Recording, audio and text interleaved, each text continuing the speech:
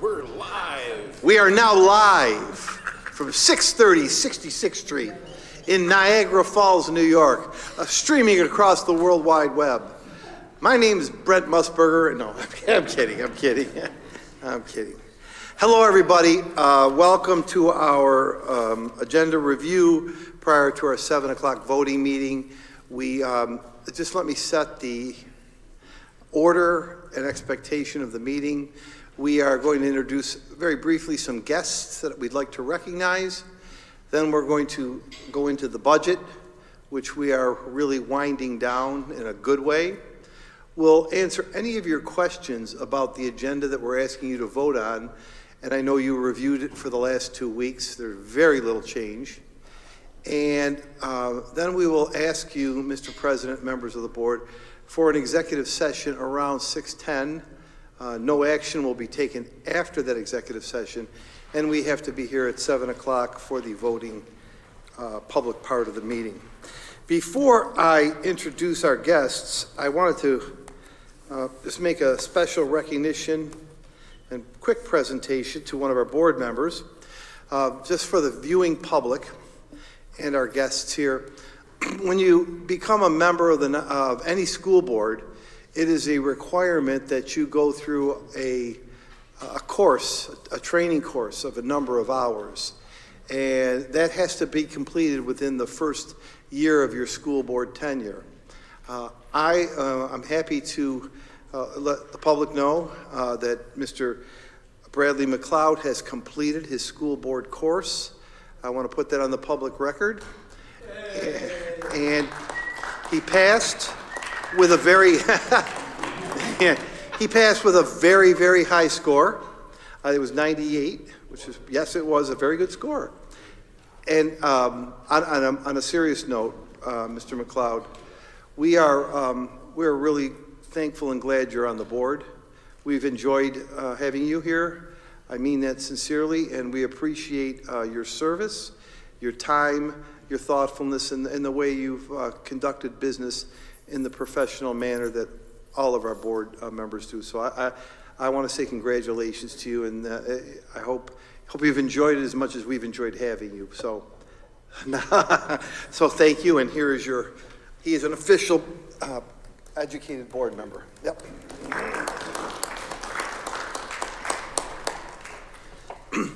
Thank you again. Moving ahead, we have 5 guests with us this evening, and the purpose was is multiple. We wanted to have you recognize a board that actually works with you by person and face and name. As you know, about 3 years and 2 months ago, we took over the Head Start program as a district program, one of only 3 school districts in New York State to own, as I like to say, the Head Start program. And you, the members of the board, are ultimately the final governing body of the Head Start program. You know, in your agendas each month, you have a report you look at, you vote on, you approve, and we appreciate you doing that. However, Head Start is required to have a policy board of their own. So before things come to you, a Head Start policy board reviews everything. And we've just invited them here this evening for you to meet them, to know that they are a very well-functioning board. I had a chance to attend their February meeting. They meet on Wednesdays in the afternoon. I think it's once a month. Unfortunately, Dr. Lynette is a bit under the weather today and couldn't be with us to present them. Dana Shank is here. Hi, Dana. Dana's been how long have you been with Head Start, Dana?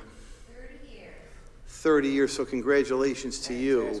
That's awesome. But I just wanted to have the members of the Head Start Policy Board come forward, state their name, maybe talk about how many children they have, what grade and age level, and also what they see and what they enjoy from being on the Head Start Policy Board. It's comprised of parents and community members. Unfortunately, one of our friends, Robert DiFrancesco, was a Head Start Policy Board member for a long, long time.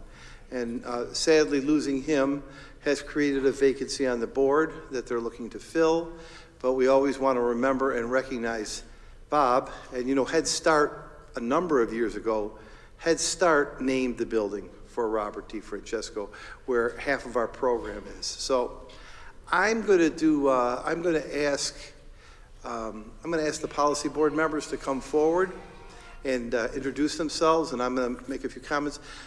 Would you please step to the mic, the four of you? Do you mind standing up? Come on up. We have to, so we have to start with the president, but because I have known the president since he was a student at Niagara Falls High School, I want to tell you, when I found out that this young man became the president of the Head Start Policy Board, it was one of those moments in your career when you have an enormous sense of pride, an enormous sense of happiness, because I knew Lachey as a student at Niagara Falls High School. And sometimes he and I didn't even get along, but he has turned out to be such a wonderful man and such a great father and such a great role model to his children. And now he's the president of the Head Start Policy Board. Lachey, I am very proud of you.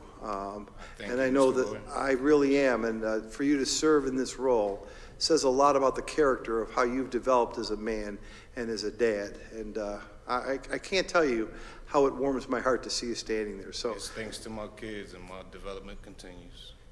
Thank you. So tell us who you are, and who you're the president, and who do you have in Head Start?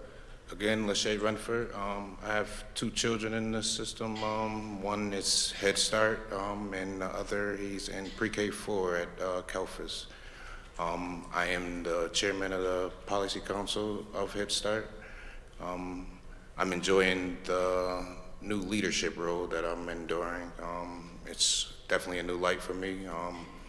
But as Mr. Lurie said, I'm developing and I'm fitting right in.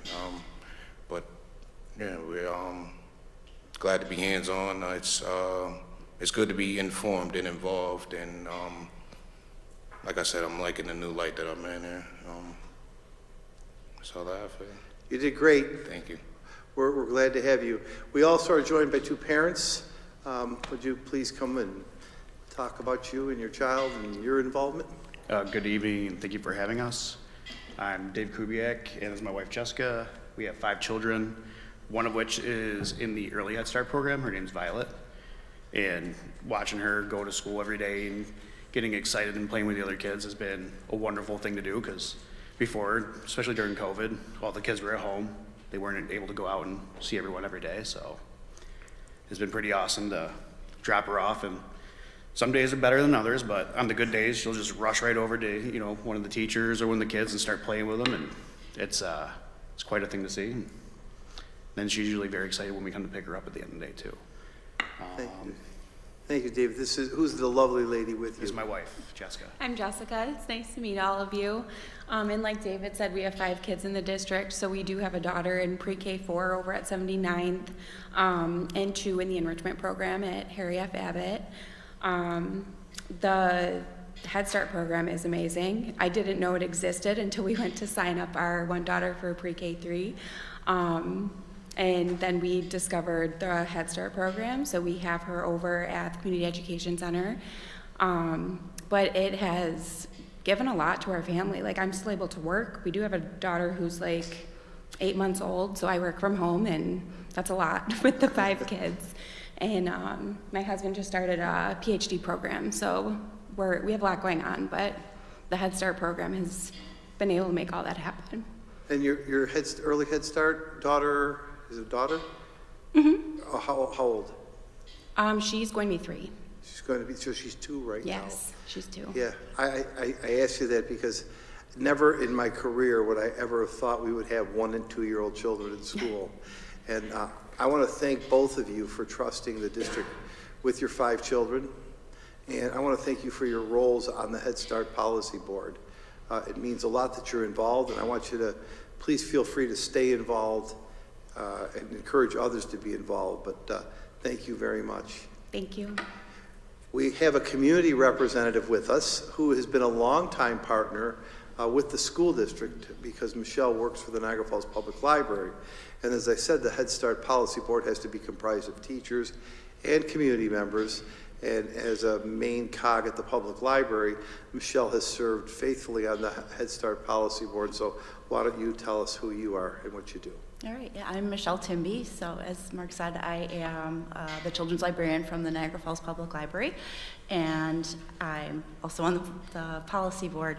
And I'm really lucky. I get to see like a 360-degree view of the program because I'm in the classrooms doing story times with the children. I go to the early Head Start and the Head Start sites, and then I get to see the big picture of what Dr. Lynette and her staff are doing with the children. And I'm just a huge fan of this program. It's amazing. And just they're bringing it with every passing year, they level up. I see the progress that the children make from September through June, so these children are gonna be academically ready to hit the ground running when they hit kindergarten and start a successful academic career. And then the other thing that I love about the program is they also address the whole child. It's their physical well-being, their mental health, and then the family component. I work with Tracy Vincent with the parents too, so I get to work with everybody. And they have nutrition programs for the parents. We organize field trips to the library. So it's strengthening the children and getting them ready for school, and also strengthening families and community connections, which I think is huge. So yeah, I urge you, and I thank the board and the district for just helping make this program as great as it is, and the parents too. I get to work with them, and so yeah. Thank you, Michelle. Sure thing. We appreciate you. Dana, 30 years, what is your title? I'm the administrative assistant, so I help the admin team. I'm the data specialist, so I aspire to work with Ray one day. I'm sad I heard he's maybe retired. Don't kick him out yet, Dana. That's Earl. That's Earl. It's not Ray. I'm just learning That's Earl. everything. That's okay. That's Earl. But So I started at Head Start as a come on up cleaner. so we can hear you. Oh, no, I'm Okay. fine. My boss said I didn't have to. I'm always listening to my boss. You're allowed to talk. So, I started as a cleaner at Head Start, attending my children's orientation. They said, we need employees, if anyone that wants a job. And I worked my way up. I was in the classroom with a disabled child. I get a little bit of CNA experience, and I continued on in the community role with encouraging parents to get their education and running the meetings and getting Michelle to come in and different presenters, and worked with a couple grantees. And I'm very happy that the school district has picked up Head Start, and a firm believer in the 1 to the 18-year-old education to just get the jobs, get the college, and my calling was to work with children, so I just stayed. Head Start is either a stepping stone, great stepping stone, or a career for some, and I chose it as a career. It worked for my family. Well, thank you. Thank you for all your work. So Dana's right. Dana works with Ray on data. Of course, one of the benefits of the district owning and running Head Start is that we have built-in infrastructure, such as Ray on data, Maria on human resources. Earl assists with the maintenance and operation. Carrie and Rick now with the curriculum. Richard, Becky, Julie, with the finances. So it becomes one district. It becomes a district program. I just wanted to address one thing. And as the Policy Council knows, I addressed the Policy Council in February. This afternoon at 3 o'clock, I addressed the entire Head Start staff. The reason that I felt it was necessary to address them is because they have a lot of anxiety and consternation with respect to the federal government and what's happening. Head Start is a federal program. It's housed in, it's not housed in the education department. Yep, Housing and Human Services. So nonetheless, I wanted to assure the policy board and the staff today that it is always been the mission of the board and my vision to make sure that we get kids as young as we possibly can, because a stronger beginning makes a better completion. And I really feel that that is an intervention at a young age to help ensure that our students make it through high school to whatever level they want to get to.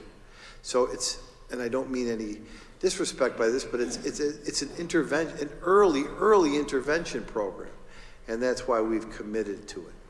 So I wanted to assure the staff today and to assure the policy board that we are watching what's happening. Early childhood is not a fringe program. It is almost a mandated program in the way I see it. It has great meaning and great need in this district and in this city. We will do everything we can to maintain the funding. And if something were to happen, and I'm not anticipating that it will, we have creative ways to continue to service our 1, 2, 3, and 4-year-old children. I wanted them to rest assured that way, because one of the concerns is when you're hearing things and you're not totally at peace and at ease, it's hard to do your job. But I wanted to assure them that we pull and hold the levers. We'll make sure that our 1 and 2 and 3 and 4-year-olds are taken care of. We have some strategies if we need to use them. I'm hoping we don't. We're going to fight and continue to expect our Head Start funding. We would never in the middle of a year close a program like this. Never. We would think on behalf of kids first. And I wanted to reassure them that we're in the fight with them, and we'll keep them informed the minute we know anything and everything, and to rest assured that we have your back and your support. When you have parents like the 3 we have here with seven kids right there that are future district stars, we want to make sure that we're taking care of them at the earliest age. We thank Michelle and others for their community support, Dr. Lynette for her leadership, and Dana, of course, we thank you very much. So we wanted our board to meet you, just so I can put on the record, the procedure is all finances and decisions always go before this Head Start Policy Board, and then they come to you for a vote. That's the policy and the procedure we use. And I will try to, as best I can, get to as many of your meetings as possible. So we thank you. I don't know if anyone had any questions for them, but we thank you very much for your work, your support, and you are very much allowed to go back in there and take some desserts home for those 7 kids. Lachey too, take some desserts home from those kids, okay? Thank you, everybody. Thank you, everybody. Thank you all for coming. Greatly appreciate it. We're going to smoothly and smartly transition into the budget.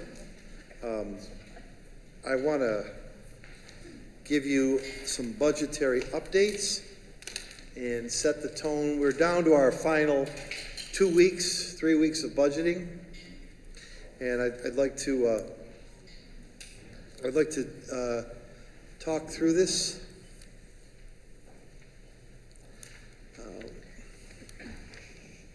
We'll give you your most recent hard copy.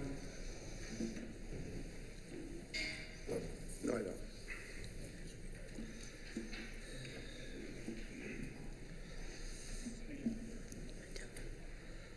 So let's go through the numbers first, and then I'll tell you what I know and what I learned today about the state budget. As you can see, the color of the week is orange. You'll see very little orange. On the revenue side, we have adjusted nothing. I just would ask Ray to put the cursor on the foundation aid number, that's $7 million. That, on this side of the budget, Becky, Julie, is really the only number that's still in question, $7 million. In speaking to our elected officials, they say that they're very close on the number, 262 billion to 269 billion. Somewhere in that $7 billion range will be the final state budget. If the money goes up, we're hoping some of it goes to education, and we're hoping that the corresponding money goes to that foundation aid line. We aren't going to assume that we're getting any more right now. There's no need to. If we know something before the budget, we'll change the number. I don't think there's anything new there, Julie, Becky? No. When you now move to the assumption line, we have pretty much strengthened this, and we're down to 2 orange markers. The first orange marker is summer programming. Rick Corella worked with parents and others, and has a recommendation that we will have an elementary summer school this year. We are recommending that we have it at one site, the site being 79th Street. Rick, I have factored that into the summer programming line. Rick, did you want to make any other comment on summer school? No, Mr. Lurie, just to let the board members know that I did do a rough calculation, looked at multiple sites versus one site. I think the most economical scenario is the one that Mr. Lurie described. We would run the Camp Wolverine, which you have already approved, in tandem with ELP in the same site. That would save some cost, and it would be the most economical way to go about it. Yeah. So we think, go ahead. Is there going to be any busing for kids? Yes. We'll bus everyone probably in the same. Yes, we've traditionally done it from the nearest school. So it's the geographically nearest school to the child's home, not necessarily the school that they go to. So our bus pickup is at one of our elementary schools. So the parents walk their children usually to the school that's closest to them, and then depending on the enrollment, we have 1 or 2 buses that then transport the students to the site. I like that because it's an economical way to get not a lot of stops. Plus, there's school staff at the elementary schools to watch kids when they're arriving. And we selected 79th Street School. We're trying to move it around. Last year we did G.J. Mann. We're trying to stay away from Cataract. We were at that place for a long time. We want to make sure that has another year to breathe and for the maintenance staff to shore it up.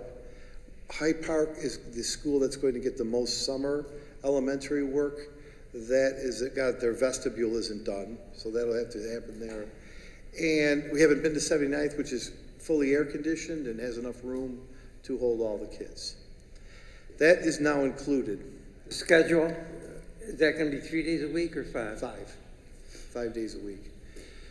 It's a full day, 5 days a week. On the expiring grants, we are being really conservative here. We know the STOP grant is ending, but we added the McKinney-Vento grant here too. That is something that we hope to apply for and receive. I put it in there as a negative because we don't have the money in hand. We think we have a good case for it. We certainly have the homeless children to support the need for it, but it hasn't been officially awarded to us yet. There's no RFP. And there's no RFP out. I'm hoping that there will be. In the event that there isn't, we put that as an expense that we would have to incur. So those are the reasons why the yellow are in those 2 places. If you'd scroll up, the budget without the capital project money is an increase of about 4.1%. Remember, we're getting money back for capital projects, so that raises the percentage to 6.1%. It's about a 2% jump. But that money we get back has to go to pay the capital project. Leaves us with the $4.6 million gap. We've already told you that we need to, if you scroll up, allocate the 900,000. So I'm pretty comfortable and pretty well at the end of this process saying that our year-to-year budget gap is about $3.7 million. Historically, that's about $3 million less than it's been. Last year it was 6.8 on the same date last year. What I would like to do for you at your next meeting is get that number down to 0 and show you how we're going to do that. I think it's easy to do. We're going to get it down to 0 using some of our reserve funds. And again, as you well know, not until November will we know what our carryover money is. But you see our pot of reserves that we can use. The last thing I wanted to mention in the budget summary today is the box. ELP is now going to come out because we put that in. Cell phone pouches, we have no idea where that, I'll speak about that in a moment. And of course, judgment and claims, we're going to have to talk about in the next couple of days. With respect to the 2 salt trucks that Earl has recommended that are the most desperate need for our district, what we are proposing and what we're going to do is that we feel we have enough money in this year's budget, in this current year's budget, to buy the salt trucks for use, hopefully not until December or January. We have enough, and how do we have that? If you go back to a column that says transferring money to federal funds, we're taking eligible people in our general fund budget and moving them to federal funds money, freeing up the $212,000 we need for the 2 salt trucks. So I'm very comfortable. I'm also comfortable telling you that if we do that, we will still have money left over. I don't have a number for you. You know about where my ballpark thinking is. And we have a bid on the street, or we'll have a bid on the street. We'll have those salt trucks in our possession before hopefully we need them. If we waited and bought them next year, by the time the winter's over, we would have missed another winter without salt trucks. So I'm comfortable telling you that we have enough money this year to purchase them. We have to put a bid out there. We're going to put that bid out there very soon. We'll come back to you with the bid, purchase them now, pay for them out of this year's budget, but have them in our barn for November to use in December. And I say that with confidence that we'll still have close to again, I can't give a number with official credence until Drescher and Malecki are here, but we'll have close to $3 million, I think, close to it. So you'll see a bid for salt trucks that will take care of that. So I think we're whittling it down. As we get to the 3rd, you'll see the orange become 0. And then the next step would be on the 10th to ask you to vote for one thing, the number, which looks like it's going to be 202-690-136. That's all we have to do at this level, and that's what goes on the ballot on May 20th. And then it's a simple yes or no based on our positive tax cap. Julie and Becky, what do you think? Mr. Laurie? Yeah. With Mr. Smeal's help, Earl, will we be using a lot more salt now with the salt trucks than we are doing now by doing it individually by the schools? Because we'll have 2 smaller ones and not one big one. Yeah, the use of salt will be pretty much the same. It'll be the speed at which we're able to put salt down that will change. Because with having 2 trucks instead of the one large truck, we'll be able to go in multiple directions faster. Where we find that to be a problem for us right now is if we get a freeze event that's close to the start of schools, we can only get to so many buildings in so short a certain period of time. By having 2 to 3 salt trucks, we'll be able to get the salting done faster. It's not necessarily about more of the salt. It's about how fast we can get it put down. And the age of the existing vehicles. Right. We wanted to take our most close to out-of-age vehicles and address them while we could. Well, are we gonna be in a better position with the city this year that they will have inadequate salt storage in our barn or their barn? I wish I could answer that question. You can't. I can't at this moment. The problem wasn't so much the city, it was the source of the salt. It was statewide from American Rock Salt. They had the OGS bid, and the problem was throughout the state. So it wasn't just our fine city, it was many municipalities that were short of salt. So I can't promise that. I know that their production has continued, even though salt use has dropped off across the state, obviously, for about the last 3 to 4 weeks, but they're still not caught up. That's how far behind the mine was. So, as I said, you'll see a bid that we'll probably ask for your vote in May or June on those trucks.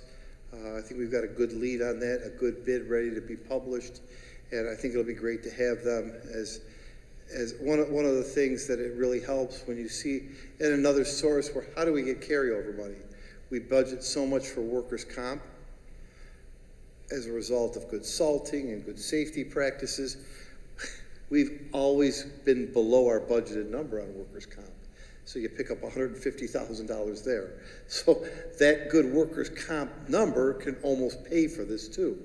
And we're riding at a good number right now on workers' comp. Yep. We're riding at knock on wood, but we're riding at a bit under, a good number under budget right now. So when you think about how does it tie into the budget, we don't want anybody to get hurt, but we're also keeping our workers' comp claims down too, which helps productivity and keeps people safe, and it saves money if we're smart to do that. And one thing, and I do give this board credit, that you've always insisted on is let's not wait till they're being held together by glue and toothpicks. They're not there yet. Let's get out ahead of it 2 or 3 years before it gets to that point. And that's what we asked Earl to do. Assess our vehicles and what needs glue and toothpicks, and what needs it soon are the salt trucks. Mark, actually, Earl, we have how many trucks now? We currently have 3 trucks, pardon me, that we use for salting. We use a small F-250 that has just like a 1.5 ton hopper on it. We have an F-550 that has a 3.5 ton hopper on it, and then we have an F-750 that's got a 6 ton hopper on it. Are you going to keep one of those in service? I probably will keep the small F-250 because we can take the salter bed off of it and use it as a flatbed, and we'll probably keep the 550 because it's the newer. The F-750, in the last 2 years, we've put over $20,000 worth of work into it. It's our worst one. And by replacing it with 2 550s, it doesn't require a CDL driver, which is becoming more and more difficult to maintain personnel for that. So anyone can drive the 550s, and we'll have 3 of them to go 3 different directions every morning that it's snowing. Thank you. Thanks, Earl. Just a couple of concluding pieces of information on the budget. The budget's going to be late, obviously. The Assembly and Senate left today. They're not scheduled to return till Tuesday. Tuesday is April 1st. So I don't think they're going to get it done. In speaking to our elected representatives, Senator Ort and Morinello last Friday, their words were, it's going to be late, but not late. So whether we'll know if that $7 million foundation aid is more or less is probably not going to be known until the 10th. Their feeling is it's going to be late. But they did pass the first budget bill today. I was watching the proceedings. It was a small budget on debt service. And they're not going back in session until April 1st. So I'm hoping by April 10th, but I'm not sure. My understanding is, even though that's the constitutionally expected deadline for the state, I don't think they're going to make it. My understanding is that it's not money that's holding things up. It's all of the other issues For instance, masks in public, cell phone bell to bell, and it looks like, so there's debating, those are just two examples. There's a lot of those other packaged things that aren't finished. It looks like two things today from what I watched the proceedings and heard. It looks like the 211 waiver is going to stay in effect. That is the one where the $35,000 earnings limit is not there. And you could hire somebody and they can make, I think that looks like it's going to pass and get in the budget. And today, in watching it, it looked like the Senate and House started moving back toward the governor for a bell-to-bell cell phone ban. But it's not done. They were kind of drifting away, and today I read and watched where they're moving closer to that. So with respect to the cell phone ban, I can't, we've waited, we need to wait till the rules come out. That cell phone ban passes, is that going to be a non-funded mandate for the school district? It depends on how it passes. Right now, there's $13.5 million that school districts could apply to. I didn't see any money tied to That it. hardly seems enough to. No, cover for the, state for 700 districts? Yeah, I don't think so. Yeah. I think it's going to border on unfunded if it passes in the mandatory way. So again, according to our elected officials, last Friday was the last time I spoke to them, those were the items that still hadn't been settled on. The money is getting close to being done, and it's going to be between 262 and 269, and I'm hoping that extra $7 billion, there's a little carve out for education. However, I do know New York City has been given really low foundation aid numbers. Really low foundation aid. I don't think that's going to hold. They're going to have to help New York City. So I'm not, I'm not disappointed in the $7 million at all. It's put us in a much better position than last year, but I'm not going to recommend that we add money on the if come. I think we're better off, if we get it, we'll pass it, and we just won't use as much reserve money. Anything else on that? Great job, ladies. Thank you. Well, you do all the work. Yes. Well, they do the work. I just listen. I don't do anything. They do all the work. I talk, yeah. Becky and Julie do all the work. That's how it goes. Members of the board, we haven't changed any of the agenda items. Ray will go through this quickly. If you'd scan up, Ray.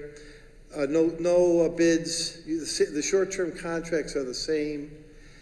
The resolutions are all the same. There's been a couple of wordsmithing opportunities. I'll give you a report on our student election inspectors at the end of the meeting. Of course, you know that there's payment for capital projects.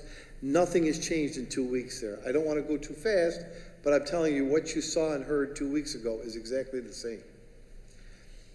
Maria, how do we fare on the personnel report? There were some asterisks, there were not a lot, and if anybody has any questions, they have been changed since you received the packets. So There's not an addendum, am I correct? There is not. Thank you. So unless you have any questions about this, there are a couple of times I'd like to comment on a few of them, Mr. Petrosi, and I'll ask your permission, if I may. That is all that we have for this review. We do need an executive session for one item, and let me read this properly into the record with the proper verbiage. Members of the board, I'm asking for you to go into executive session for one of the permissible forms of motions for executive session. In today's request for one item, it's a personnel matter which may lead to the appointment, employment, promotion, assignment of a person. And that's the reason we're going into executive session. No action will be taken when we conclude this matter, and we will be out at 7 o'clock.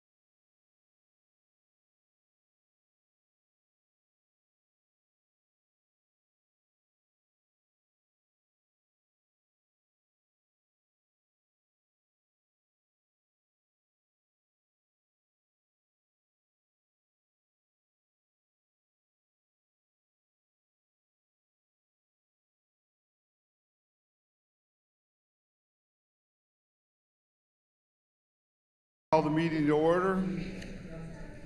Yeah, we're going to start with the pledge to the flag. What is your name, young lady? Lexiana. Lexiana, would you like to do the pledge to the flag? Please, would you? I pledge allegiance to the flag of the United States of America, to the republic for which it stands, one nation, under God, indivisible, with liberty and justice for all.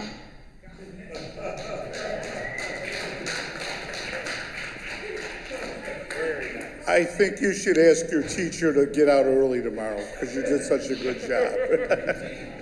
And we'll have a prayer by Mr. Pareto. Okay, I'll just do this off the cuff here.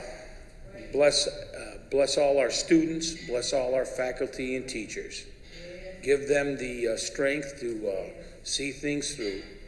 Give all of our staff, my board members, all the blessing, and have them carry on the good work that we do. And remember one thing, and we all do it in God's name. And that we all that we all are together and we all think peace. Thank you. Thanks, Tony. Okay, thank you, everyone. Judy, call the roll, please. Yes, sir. Mr. Bass is excused. Excused. Mr. Bilson. Here. Mr. Kinsemi. Here. Mr. Capizzi. Excused. Mrs. Dunn. Mr. McLeod is excused. Mr. Mr. Pareto. Here. Mr. Velardo. Here. And Mr. Petrosi. Here. 6 present. Thank you very much. We have no one on Zoom today, so we'll get going. We don't have any letters. Recommended actions, we'll get right into the meeting. Minutes, February 25, and approval of budget transfer number 8. Moved by Mr. Kinsemi, second by Mr. Pareto. Any questions? Call the roll, please. All in favor? Aye. Any opposed? Thank you. 404 and 405 we'll take together. 04 is the Treasurer's Report received and filed, along with 05, the Budget Status Report received and filed. Personnel Report 406, certificated. Mr. Kinsemi, second. Mr. Pareto, any questions? Call the roll, please. Mr. Bilson. Yes. Mr. Kinsemi. Yes. Mrs. Dunn. Mr. Pareto. Yes. Mr. Velardo. Yes. And Mr. Petrosi. Yes, thank you very much. Personnel Report classified. Motion, please. Mr. Pareto. Mr. Velardo, questions? May I make a comment? You sure may, sir. Yeah. So it's with great regret that we're accepting the retirement of one of our longtime nurse practitioners.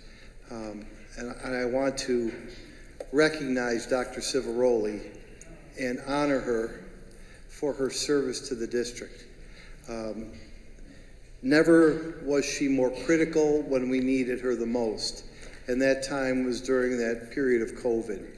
And along with the team, she was with us each and every day, guiding us, getting us the latest information, and giving us her best guidance and thought. She was invaluable, and we wouldn't have made it through that without her intelligence, care, passion, and compassion for her job. So I just wanted to say that it's with our deepest appreciation and deepest thought that we honor her and recognize her on her retirement, and we wish her the best of prosperity, peace, and health as she moves into another phase of her life. Thank you. Thank you, Mark. We had a motion and second. We had a motion, right, Jude? Yes, sir. Call the roll, please. Mr. Bilson. Yes. Mr. Kinsemi. Yes. Mrs. Dunn. Mr. Pareto. Yes. Mr. Velardo. Yes. And Mr. Petrosi. I'd just like to say a couple of words. Dr. Joe, as she's known around the district, when the chips were down, she was there.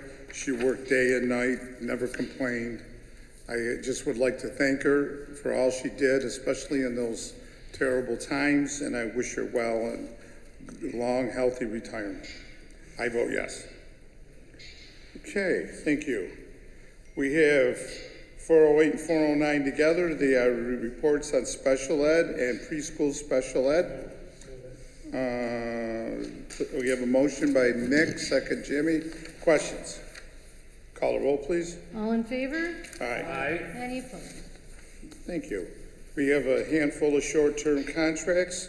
Number 1 is Nearly Generation, 2 Niagara University, 3 Buffalo Hearing and Speech, 4 Play University, 5 Dan Capizaro, 6 Sergey Web Solutions, 7 Lisa McNair, and 8 is Feeling Rock. Rob, second Jimmy. All in favor? Excuse me, any questions? Call the roll, please. Mr. Bilson? Yes. Mr. Kinsemi? Mrs. Dunn?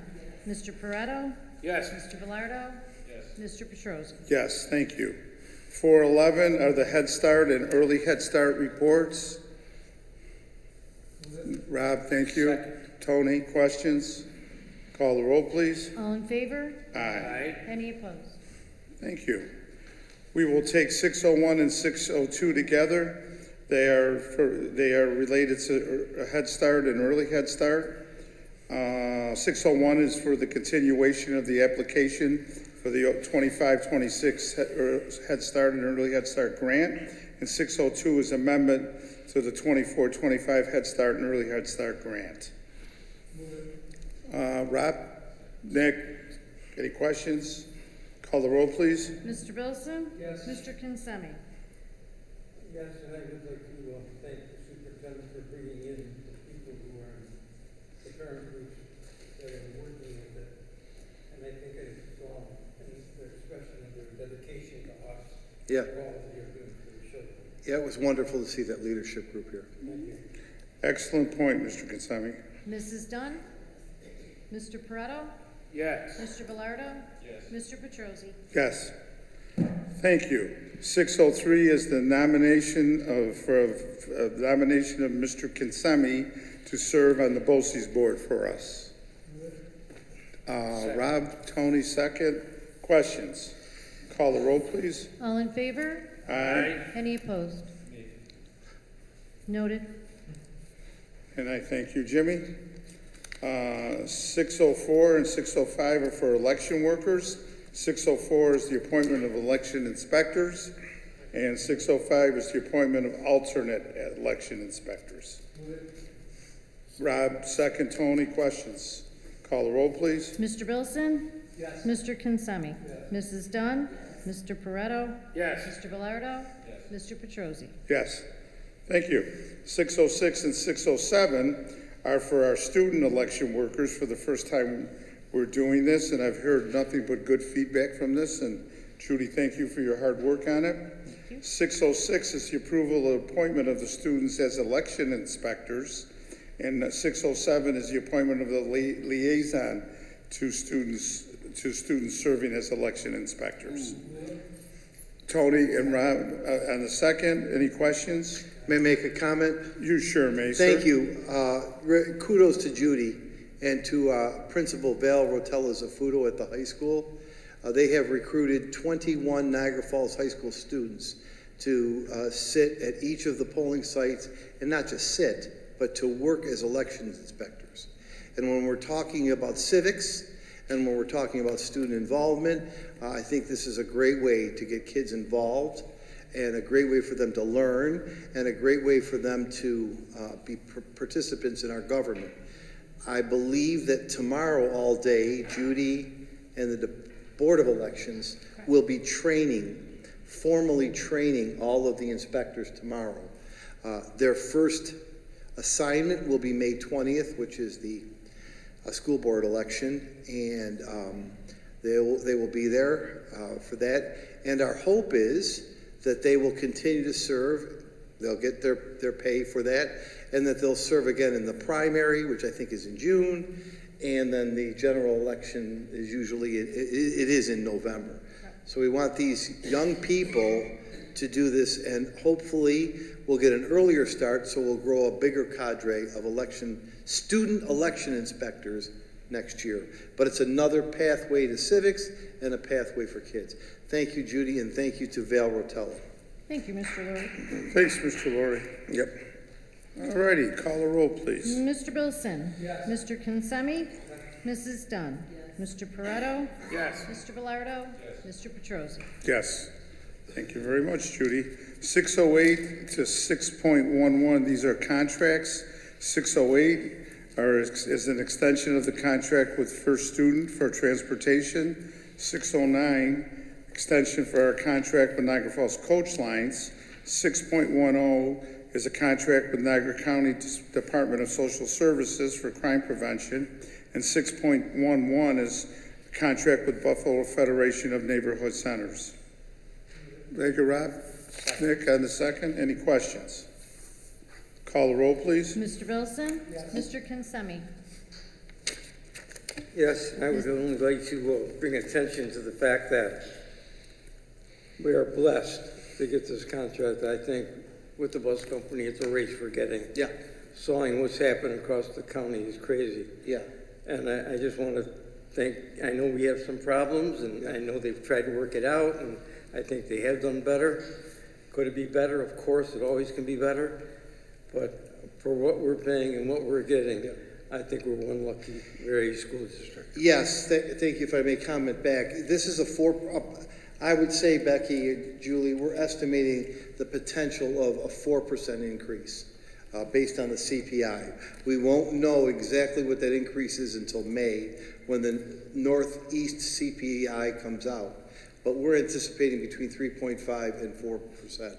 Now, I don't say this happily, but our friends just down the road 20 miles in Buffalo received a 50% contract increase.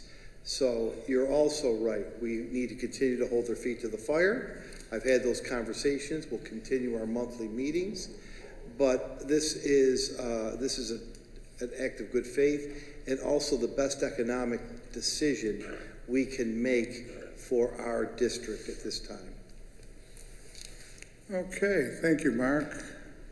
Call the roll, Judy. Mr. Bilson? Yes. Mr. Consemi? Yes. Mrs. Dunn? Mr. Pareto? Yes. And Mr. Petrosi? Yes, thank you, Judy. My apologies, Mr. Velardo. Oh, we forgot you. Sorry, Nick. You're so quiet over there. My apologies. My fault. 6.12 to 6.16, these are payments for our capital project that we have going on. I'll read them briefly. 612, payment number 12 to Danforth. 613, payment number 12 to Danforth again.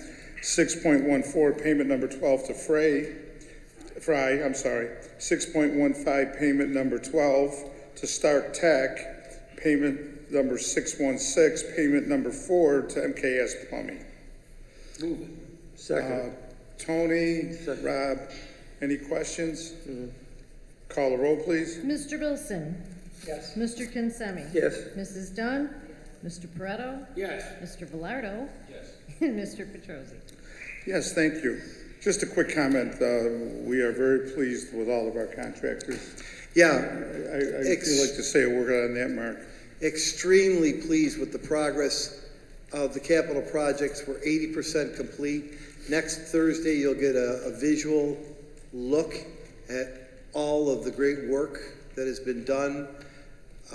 We have 4 vestibules to still construct over the summer. We have finishing touches on the greenhouse, and we have to flip the switch on the air conditioning at Gaskill and LaSalle.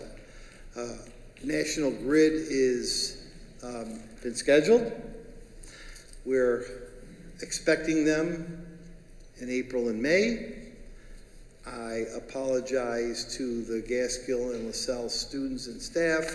We're going to push to get that air conditioning turned on as quickly as we possibly can in the spring. That was not a reflection of our contractors in any way. As we've said before, we had that request in for 2 years and 2 months to National Grid, and we finally got it done along with the easement needed from the city. I am, to your point, Mr. Petrosi, I couldn't be more pleased with those contractors who have earned their money, and all local, all union labor, all good workers, and we continue our record I believe we've lost 4 to 6 hours of injury only. About 4 to 6 hours of injury, which is a good record, a great record on $30 million of capital work. We have secured buildings, as you'll see in the presentation next week. We have a lot more security coming online for next year.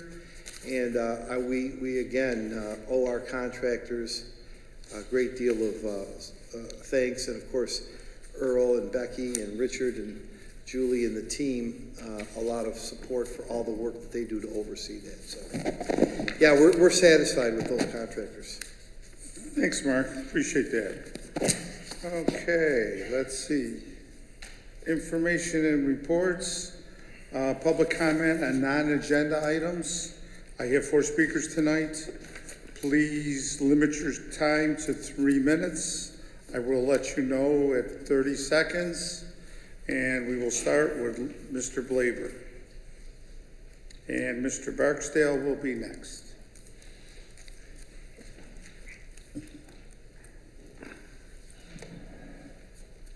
Name and address for the record, sir, if you would. Lawrence Blaber, 625 38th Street. I heard something in the first half that always struck my opinion. Random point, somebody left this up here. Oh, thank you. Okay.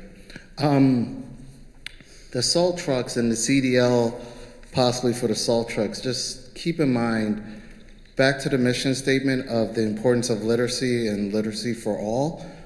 To get the CDL, you have to have a high school diploma or GED. If you don't have either, you have to pass a written exam. If these children can't read when they graduate, they can't ever even get a CDL. And since 3 out of 4 of our 8th graders can't read at grade level right now, we're pushing people who won't even be able to get a CDL. So, you know, it's about people who not just graduate, but can go on to be citizens in this city, this county, this state, and this country, contributing citizens. Now, my reason for actually signing up is NCIG will be hosting a teen hall listening session regarding the New York State high school phone ban mandate. It will be 2 sessions, Sunday, March 30th at 1 p.m. at Word of Life Ministries at 1941 Hyde Park Ave, and Monday, March 31st at the LaSalle Library from 6 to 7:30.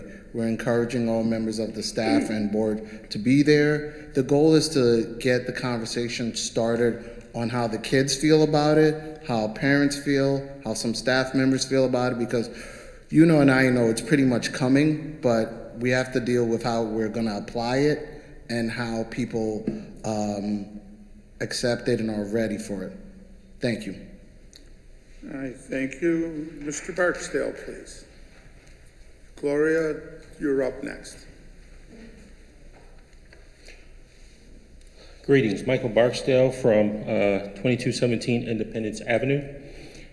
I originally had planned for the last couple of weeks to come up and speak about Title I funding since this is budget season. But I heard earlier in the meeting a certain conversation that caught my attention and distracted me. It brought back to mind what the poet Propaganda said from his CD, Beautiful Eulogy. Dear Board of Education, so are we. It's called the Board of Education, but I listened to 4 minutes and 2 seconds of talking about salt trucks. Salt trucks, not math, not reading, not science, salt trucks. When are we going to talk about academics? When are we going to talk about equipping our children for the future? When? We need to get focused on what needs to happen to make a difference. We've come before you time and time again, and it does not come up. I'm having flashbacks, a bit of trauma, because last May when we brought it up about the performance of the school, we were eviscerated, saying we say bad things about the board or the district and what's going on. We state facts. We state truth. If it was anything untrue about what we said, show me the document that says it was contrary. We pull information from New York State Education Department. We pull reports from U.S. World and News. We pull information that indicates, we pull information from the newsletters, all kinds of sources to state this point that we are failing. But there's no discussion, there's no plan, makes me wonder if you even care. And I'm just basing it on the hours of meetings, newsletters, news articles, and things like that. I'm disappointed. I'll leave it at that. Thank you for your time. Gloria Dolson, please.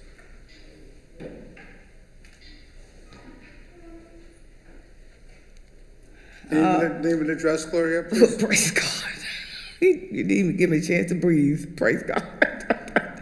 God bless. I'm Gloria Dolson, 1352 Cleveland Avenue, Niagara Falls, New York. Praise the Lord. First of all, giving honor to God, I'm just blessed to be able to come before you again tonight. But I want to say good evening. I first wanted to start by thanking our kind, thoughtful, handsome superintendent, Mr. Mark Lowry. Praise the Lord. There were a group of about 50 students from Howard University in the city on their school break, volunteering for community service, and they needed sponsors. I reached out to Mr. Lowry for help, and 50 salads were made and donated for their lunch. When it comes to children, Mr. Lowry is a blessing. Now I want to thank the board members. Most of you have answered when I call for help. Donated gift cards on movie night, sponsored by Men Standing Strong Together at Abbott School. We truly appreciate your kindness, Mr. Velardo, Mr. Kissimmee, Ms. Dunn, Mr. Bass, Mr. Parento, and the President, Mr. Petrosi. You know, you believe in giving your flowers while you can smell the beauty what they bring, so I do, and we do appreciate you. The LaSalle Educational Club wants to invite all of our board members to the 56th Scholarship and Award Banquet, Friday, June the 13th, 6 p.m. at Niagara Falls High School. Also, the club will recognize community persons for special contributions to the city and to the children. Mr. Moore, a teacher at Cataract Elementary, will receive the Education Award. Teaching is not an easy task. You must be an exceptional person. Mr. Moore makes that job look effortless. His patience dealing with his kids is faultless. We are asking each of you to support Mr. Moore. Finally, I want to publicly thank Mrs. Morinella. No, it's not Morinella, Miss Manella, and her outstanding staff for their support and love shown to my granddaughter, Alexiana Dolson, a first grade student who transferred to Cataract almost in the middle of the year. They gave the resources needed that made her transition easy. What is needed in this small city is for all of us to realize it takes a village to raise a child, not just parents. It takes our leaders to be a part of the community and attend functions. Mrs. Manella attended the Black History program on Friday, February 28th at Mount Airy Missionary Baptist Church because one of her students were in a play. And that meant so much to the little student to see her principal, Miss Manella, present. Parents need help. Students need help. Teachers need help, and teachers need to be given respect. The superintendent, he needs help. Board members need help. Our mayor needs help. Our city councilman needs help. We all need help. It would be a blessing if we all plan to meet and figure out how we can help each other. Because in the long run, our children are going to pay the ultimate price. Thank you so much, and God bless. Thank you, Gloria. Deacon Gibbs.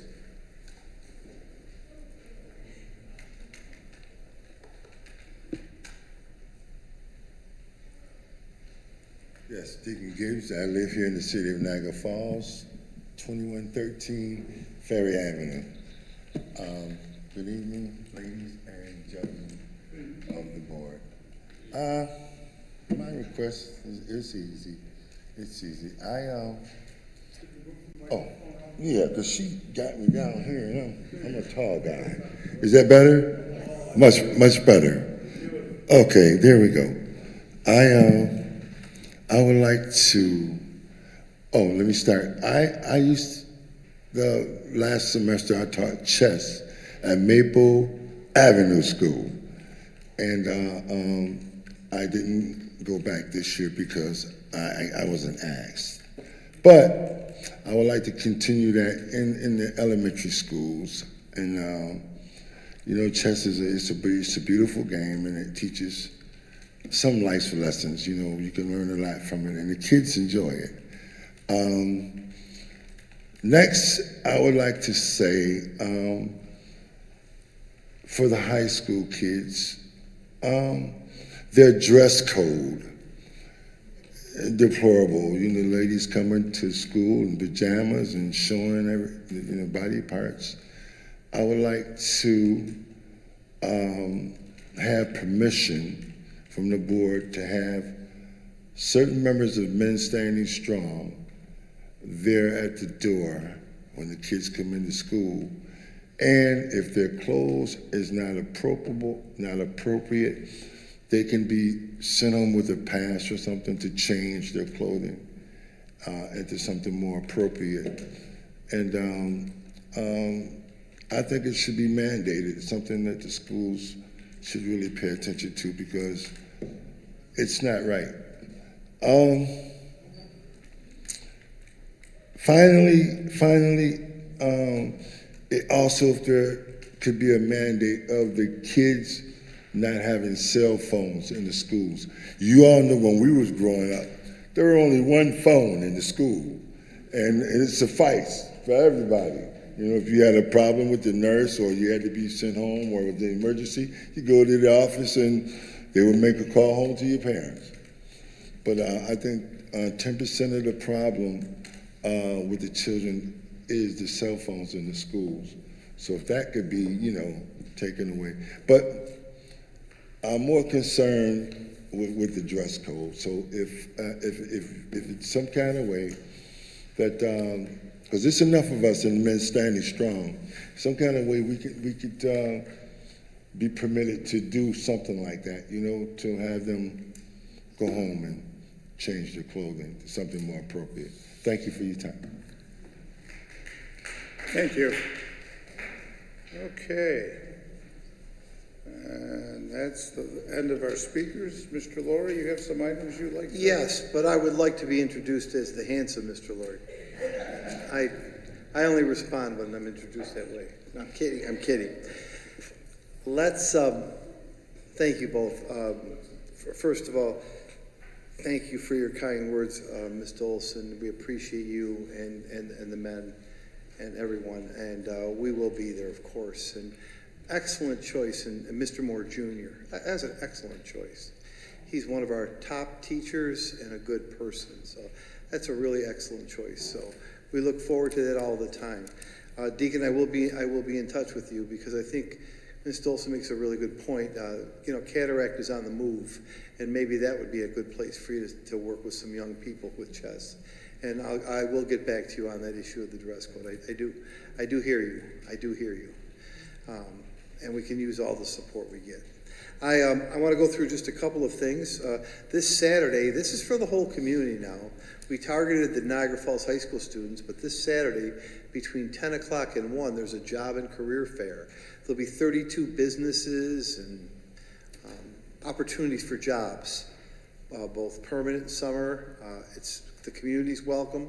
32 companies spanning many occupations, 10 o'clock to 1 o'clock. High school main arena, tables will be set up. There'll be food trucks outside. Kids can get summer jobs. Kids can get, promise of longer jobs, and they will not turn away any community member who's interested in coming and in need of a job. 32 different vendors. Tonight, right now, they're into the first half hour of the first showing of Godspell. Godspell is running tonight, tomorrow, and Saturday, 7 o'clock. Please support our Niagara Falls High School proscenium players. In your packets, you have the spring sports schedule and the end of the year events for the high school. So we wanted to make sure you receive those. On April 8th, we are having a Reverend Martin Luther King celebration at, I believe, a Bond School. We're bringing in just a fantastic speaker. Her name is Lisa McNair. Lisa's sister, at the beginning of the civil rights movement, was tragically murdered in the church bombings in Birmingham, Alabama. And she's going to work with our kids on Monday. She's going to work with our middle school kids at Gaskell and LaSalle. And then Tuesday, she's going to work with our high school kids and tell her story and tell the story of what had happened to her sister. We I thought about you, Mr. Pareto. Yesterday we went to the Iron Workers shop on 39th Street, and I saw 12 students, 11 young men, 1 young lady, welding, 10th, 11th, and 12th graders welding. Fantastic job. They were welding, I don't know, I just shook my head like I knew what was going on, but they were welding pieces of metal together, and they wanted me to do it, and I said, I can't get my new suit dirty, so I stayed out. But I will say it was great to see them doing that, and of course, the best welder was a young lady who was really into it. She was good. She was really good. And one of the companies that was there watching, is ready to offer jobs. These are welders that are happening, and you should see the kids working. It's amazing. I want to wish we have some travelers in the next 2 weeks. Our baseball team's traveling to Florida. Our foreign language group is traveling to Europe. And of course, the Historically Black College Tour goes off on April 5th. So safe travels to all the students we're sending to Florida, Europe, and they're going to Maryland this year for the Historically Black College Tour. We wanted to give Rick and Ray and the team some credit. Remember, you had the presentation on the Apple iPads with the kids? Today was training day for the teachers, and it went very, very, very well.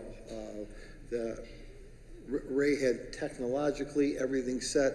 Rick had it organized, and I think that the teachers really enjoyed the day of training on those iPads.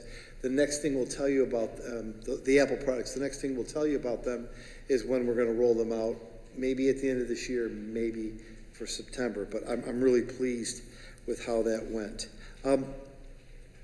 I really don't know if he's related to Angela Maria, but Frank Massaro. Do you know Frank Massaro? I found this out this week. He was at Niagara Falls High School when I was there as principal. He was just appointed a cardiovascular anesthesiologist at Roswell Park and Niagara Falls Memorial Medical Center. And he went to Niagara Falls High School and graduated in 2006. I mean, what an amazing story. That's just.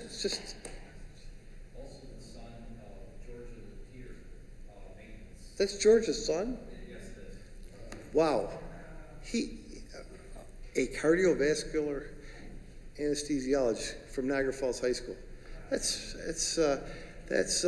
pretty good work on on himself. I remember him as a student, and I just think that that's wonderful. We're going to honor Dr. Mustafa, who is the chief of medicine over at the memorial on the 8th of May. But wow, I was reading about Frank this week, and I was just overwhelmed by what he's doing, and so impressive. I don't like to do this, but I want to end on my comments with great appreciation for the Niagara Falls High School staff. We unfortunately lost a student this week, a ninth grader, beautiful ninth grade boy. We lost this week. It's so tragic. It's so terrible. The ninth grade students on Team B were overcome. 14 and 15-year-olds should not have to deal with that kind of trauma. I want to thank our teachers. I want to thank our staff for the responsiveness. The team of teachers in ninth grade, they're on teams, 4 or 5 teacher teams. They have been wonderful. They've been supportive. Our counselors and social workers have been outstanding. And something that happened today, I don't know how a family could do this, but the boy who passed away, his family came to high school today and brought pizza for the teachers. I don't know how you have the ability to do that, but that boy's family, it was a grandmother or an aunt, came with teachers because she was so thankful of all the support that the school had given to the family and to the kids. It's a tragedy. We wish him our very deepest sympathy and prayers, and I want to thank the staff for their response, and I want to thank our student body for rallying around and keeping together and sticking strong together and coping with another tragedy like that. It shouldn't be that way. I know we also have our friend Kristen Grandinetti's family here, who are going to adjourn the meeting along with Vincent, the boy that passed, in their honor. And those are special citizens. You know, your sister, those are special citizens of this community, and the honor that the board bestows is really important and special, and I'm proud that our board does that. I just wish everybody the best of the next 2 weeks. We've got 2 weeks to go of school. The weather's getting nicer. It gets a little more difficult, but we've got to power through it. We will power through it. We will press through it. We've got and then we've got a nice Easter break. We have a meeting next Thursday. You'll see some capital projects. We'll have the final budget for you. And then on the 10th of April, we'll ask you to hopefully support that budget for May 20th. That's all I have, and excuse me, this is the handsome Mark Laurie signing off for this part of the meeting. Thank you, Mr. Laurie. I am going to go around the table to my colleagues, and I think I'll start with Mr. Villardo. Thanks, Mark, for your comments, especially the loss of our student. Very heartfelt. And I'm not going to say too much, but I'm glad you mentioned some of the things that our students are learning in our school, and that we do care about what our students learn and what we're teaching them. And it's not all just about salt trucks, okay? And I think what you just, with the welding iPads and the other courses that we're doing and taking care of our kids, I think with your leadership and as boards and the cooperation, we're doing a great job. I think a lot of it goes unnoticed, and thank you, Ms. Dolson, for her good comments too. Thank you. You know, if I may, thank you very much, Mr. Villardo. You know, we were at a meeting the other day with Say Yes. It was Say Yes, and the Say Yes had the board of directors there to see the high school, and we said something that blew them off of their chairs. Niagara Falls High School offers 64 college courses. You saw the chart. 64 college courses, and our students don't pay a dime. 64 college classes for our kids. And I know I talked about welding, but I also want to talk about college classes. So I forgot to mention that, but you jarred my thought. 64 college classes, that's called rigor. That's called success. That's called investment in kids. And I appreciate it's called learning. I appreciate your comment. Thank you, Nick. Rob? I just want to comment real quick. I thought tonight was a great meeting. We've been having such great meetings. I think this board, it's an honor to be on a board with all of you who care so much about our children from every aspect of a child's entrance into the school district and then their exit through graduation. And I think everybody that's here is a part of that. And just specifically tonight, I don't know why, I just thought it was just a wonderful meeting, kicking it off with Head Start. And I think, I mean, don't quote me on this, but I think we maybe spent about 15 and a half minutes on Head Start to start. And, you know, discussing Head Start at a school board meeting is important because it directly connects the district, our long-term goals, with goals for student achievement, equity, community support. So we're talking about very important things and growth of children in the community. And, you know, some points that, you know, if you go back and watch our meetings or you're here observing a meeting, let's talk about Head Start for a second, what we talked about tonight for about 15 or so minutes, right? Spent a lot of time on it. Early intervention, long-term academic goals, supports district-wide literacy goals, promotes equity and closes opportunity gaps, builds stronger community partnerships with the school district, helps enrollment and funding, strategic planning and resource alignments, but then other things like how can Head Start help a school district in the future? It improves kindergarten readiness, supports literacy development, reduces achievement gaps, builds stronger foundations for writing, provides family engagement and support. I could go on and on and on, but we, behind closed doors and at these meetings, and everybody that you see here that's not one of the voluntary board members on this board, put a lot of time, energy, and effort into making sure that every student, and that's teachers, that's board members, that's superintendent, the budgeting, every dollar spent is to make our children the best in this community, the best in this country, the best that we can do. So I think we spend a lot of time, and it could be something as simple as starting with Head Start to figuring out ways to make sure that kids are safe entering school during the wintertime. But with that, I'm appreciative of everybody, and I thought it was another great meeting of substance. Well done, Mark and team. Thank you, Rob. Jimmy? Well, Rob, that was beautiful. It tells a lot that we all care. And I think our general public realizes that we all care, and we all do our best to make this the best school district in the area. Mark, congratulations on receiving the Black Achievement Award. Thanks. Yeah, it was a surprise. No, you weren't. Yeah, I was surprised. Hey, well, I'm so proud of you because you were very graceful, and it was a great night. It was a great night, and I was so proud to be a part of it. Thanks. And to Earl and to Clara, thank you for helping out and be there. We need you people. We all need to be there, and you know how important it is to take part. Thank you. Russ, you got a great board. You set it up. Thank you. Clara? Just want to agree with Mrs. Dosen. We all need to come together. In particular, we live in this city, so I'm going to speak about the city.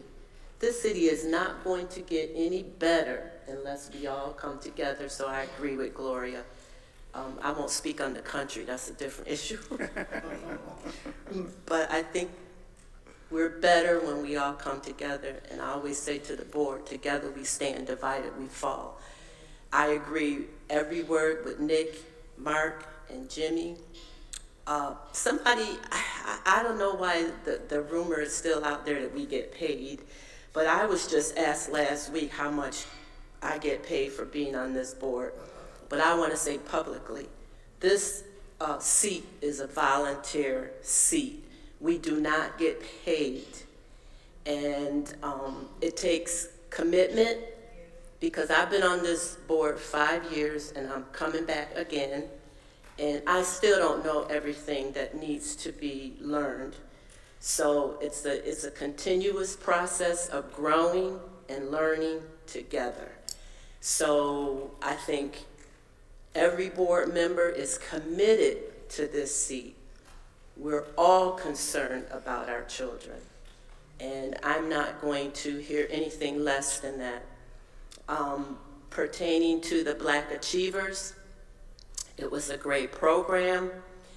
And through the Buffalo Black Achievers, Niagara Falls is coming back. Niagara Falls Black Achievers is back, and it will be back next year. The date next year is March 14, 2026. Mr. Laurie was honored. That was a surprise, definitely deserved. Also a surprise was the Niagara Falls Black Achievers is giving away, first it was 3 $500 scholarships, and it was a big surprise that we gave the $1,000 to Nashawn Farrell with gifts. And there still will be 2 additional $500 scholarships. I want to put that out to the students at Niagara Falls High School. The deadline to apply is April 7th. And the winners of those scholarships will be given out at the senior dinner, scholarship dinner on June 11th. Right. So that is one step in the right direction in bringing this community together, is the Black Achievers. People don't know that the Niagara Falls Black Achievers was started by Sylvia Barlow from 1976 to 2001. So this wasn't new to us. It was just dead, but now it's back, and I hope the community gets on board, and we'll honor more Black Achievers next year. I thank you, Ms. I'm going to put out, and very well stated, I want to put out a little message, if I can, to our seniors. Scholarship applications are there. They're there. We have the Men's Standing Strong team in the high school pushing it for their scholarships. We need to get kids to fill those out. Please, if you know a senior, if you are a senior, if you just encourage them to fill out those scholarship applications. Fill them all out. Fill them out. We have a foundation dinner that will be coming up in May. Good money there. The community wants to give back to our kids. And it was extremely touching for Nashawn, who tragically lost his mom at a basketball game, to receive that. And they gave him a nice tuxedo, and he looked so good. What an amazing kid. He looked so good with that tuxedo on, and what a great honor for him. Thank you for your words. Thank you. Tony. Well, I've sat on this board now for a few terms, and I've said it before, and I'm going to reiterate some of stuff that Mr. Bilson and Mr. Consemi said. It's not perfect, our district, but it's our district, and we have a budget, and we just showed this budget, and certain individuals that come to these meetings or watch it on the internet, we put a lot of money into our children, okay? We have the best teachers, okay, that you can ask to have. And for somebody to come here and take a pot shot at a safety issue, assaulting the roads and sidewalks, I find it insulting, okay, first of all. And when we talk about stuff like we have some welders, the money we spend on the air conditioning, the safety devices, all these things that we do that other districts aren't doing, because as Clara knows, we've gone to some of these other places in the United States, Orlando, Florida. Mr. Bass and I went to San Diego, okay? And we listened to the national boards, and they had stuff. Oh, we've got this new system called the Evolve. We've already had it, Okay, so we are cutting edge. Okay? We spend this money so that these children can be safe in our schools, safe walking up to the school, not slipping, as well as the systems that we have. Yes, we do care about everything from pre-K, Head Start before that, to 18 years old, graduation, and to college, because we offer 64 college credits. These certain individuals don't listen to one word we say, okay? So I hope you can hear it now, all right? No, we are not perfect, but we are here, we don't get paid because we care about our children. It's not an issue of money or things. It's an issue of getting the funds to the children, okay? And that involves everything from studying to extracurricular activities. And one other real quick thing. My daughter Caitlin is a teaching assistant for art at Niagara Falls High School. One of her students was that young man that tragically passed away. And what she would come home and what she told me about how everybody was emotional, it broke my heart. So I want the family to know that this board, us, we care, and our hearts are broken with you. And that we hope we can help you heal as much as possibly we could. But thank you. Thank you, Tony. The good thing about going last, everything has really been said. Jimmy, you said that I have a great board that I'm honored to be the leader of. You left out the city has a great board. The city of Niagara Falls is lucky. Everyone up here gives it all they have, and it's been a pleasure to lead you. And it's a pleasure to be part of the city and represent the city for the years that I've been here, and I thank everyone for that. Saying that, we are going to adjourn in the memory of several people tonight. If I mispronounce any names, please correct me, folks. Vincent Casanet, our student that we were speaking of. Geraldine Sindrick, mother of Rebecca Tarantello. Suzanne Florio, a former lunch aide. Anne-Marie Moge, mother of Jen Chenier. She's a BOCES employee that works in our district. Dominic Rizzo, a retired master carpenter. And Gail Young, as Mark mentioned, sister of Kristen Grandinetti, longtime teacher of ours. And Kristen brought her family. Our condolences. Please accept our condolences. Thank you for coming. Greatly appreciate it. Motion for adjournment, please. Jimmy. Nick. All in favor? Good night. Thank you for coming.